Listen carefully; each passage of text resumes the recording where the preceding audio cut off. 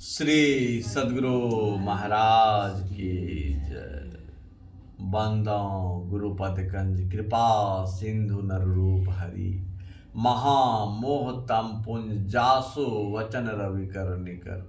मेरा मुझ में कुछ नहीं, जो कुछ है सब तोर, तेरा तुझको सौंप के क्या लागेगा मोर। हे गुरु, संत में ही उपदेशामृत का एक गुरु महाराज का 11वां प्रवचन। पवित्र जीविका करो और तब खाओ। गुरु महाराज का वाणी है। प्यारे लोगों, मैं कहता हूँ कि भोजन करो, बिना भोजन के काम नहीं कर सकते हो, ईश्वर भजन भी नहीं कर सकते। इसलिए जिसको जो पेशा मालूम हो वह करो और भजन करो। बाबा नानक के वचन में मैं कहूँगा कि नानक सतगुरु भेटिए, पूरी होवे जुगती। हंस दिया, खेलंग दिया, पैनंग दिया, खावंग दिया, बिचे होवे मुक्ति। ऐसी बात नहीं कि किसी तरह से रहो, ईश्वर की ओर से खाने पीने पहनने के लिए मिल जाएगा। जो आदमी ऐसा सोचता है कि ईश्वर सब कुछ देंगे ही और वह कुछ करे ही नहीं, आलसी बनकर रहे, तो उसको ऐसा नहीं होगा। गुरु नानक स्वयं हल जोतते थे। होते होते 10वें गुरु इतने विशेष हुए कि सिख पलटन उनके हुए। सिखों के अंदर एक सिख राजा हुए थे। वे प्रजा का पालन करते थे।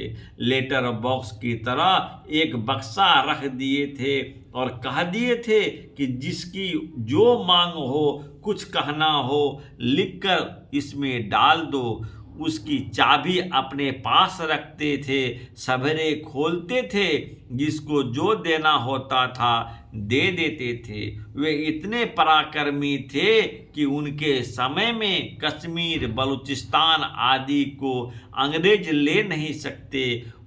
उसकी दाल नहीं गली। जो रणनीति सिंह को कपड़े पहनाने वाले थे, उनकी कश्मीर का राज दे दिया।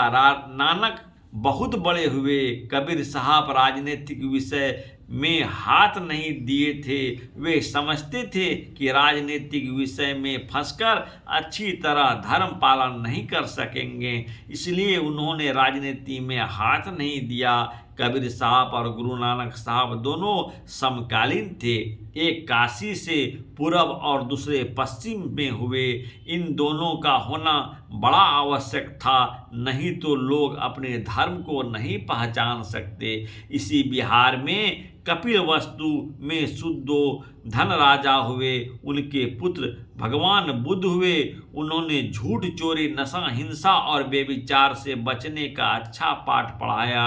इनके बहुत से स्थान हैं, लोग दर्शन करने के लिए जाते हैं। जापानी लोग सारनाथ में मंदिर बनाए हैं, उनमें चित्र बनाए हुए हैं कि किस तरह से वे गर्भ में आए, किस तरह जन्म हुआ, कैसे बालपन बीता, किस तरह उन्होंने वैराग हुआ, उन्होंने तपस्या कैसे की, आदि आदि। भगवान बुद्ध कबीर नानक के पहले हुए।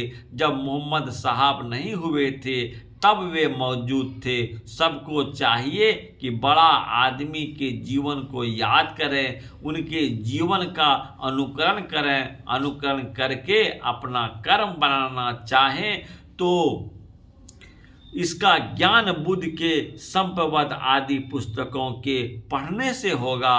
किस किस समय में भगवान बुद्ध ने उपदेश दिया था, ऐसी भी पुस्तक है। अहिंसा का पाठ अच्छी तरह उन्होंने पढ़ाया है। उसी समय नरम मिजाज के तीर्थकर लोग हुए, जिनको जैन कहते हैं। दोनों एक समय हुए।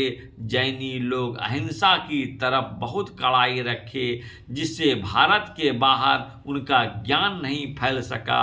धनराज मुनि एक जैन साधु मुझसे मिलने थे। मैंने उनसे पूछा था कि आपके यहाँ तो हिंसा का बड़ा परहेज है, नाक पर पट्टी बांधते हैं, हाथों में चवर रखते हैं, चीटी पर पैर नहीं पड़े। उन्होंने उत्तर दिया, यदि कोई आतताई आक्रमणकारी हमला करे तो उससे मुकाबला करना चाहिए। एक जैनी राजा थे, उन्होंने एक आक्रमणकारी से युद्ध कर उसे परास्त कर दिया था, जिससे करीब 1,00,000 लोग मारे गए थे। जैन मुनि के 2 पद हमारे सत्संग योग में हैं। यह कहकर मैं कहता हूँ कि ऋषि मुनि आदि बड़े बड़े लोगों के जीवन को पढ़ें, सुस्त नहीं बने, जीविका करके खाएं। गवर्नमेंट कितने को खिलाएगी, स्वयं पुरुषार्थ करो और खाओ। मुझसे कहो कि तुम क्या करते हो, तो मैं कहूँगा कि कुछ खेती है, और साधु जानकर लोग कुछ पैसा भी दे देते हैं। इस तरह गुजर होता है। सब कोई आराम से रहो, ईश्वर भजन करो। गवर्नमेंट के भरोसे या केवल ईश्वर के भरोसे पर नहीं रहो। परिश्रम करो, पवित्र जीविका करो, तब खाओ। यह प्रवचन साप्ताहिक सत्संग के शुभ अवसर पर महर्षि में ही आश्रम कुप्पा घाट में दिनांक 21/10/1973 ईस्वी को हुआ था। सुक्तिगण। ओम पुरोजिते ओ अंधस सुताय मादित्वे अपवार्णं सस्यतं शाखायो दीर्घ जीव्यम। सामवेद में अर्थ, हे मित्रों, तुम लोग अज्ञान पर पूर्ण विजय तथा विज्ञान की प्राप्ति के लिए लंबी जिह्वा वाले कुत्ते के समान विषय भोग का परित्याग करो। श्री सद्गुरु महाराज की जय। यदि आप लोगों को अच्छा लगे तो जरूर शेयर और सब्सक्राइब करें और कमेंट करें। श्री सद्गुरु महाराज की जय। आरती।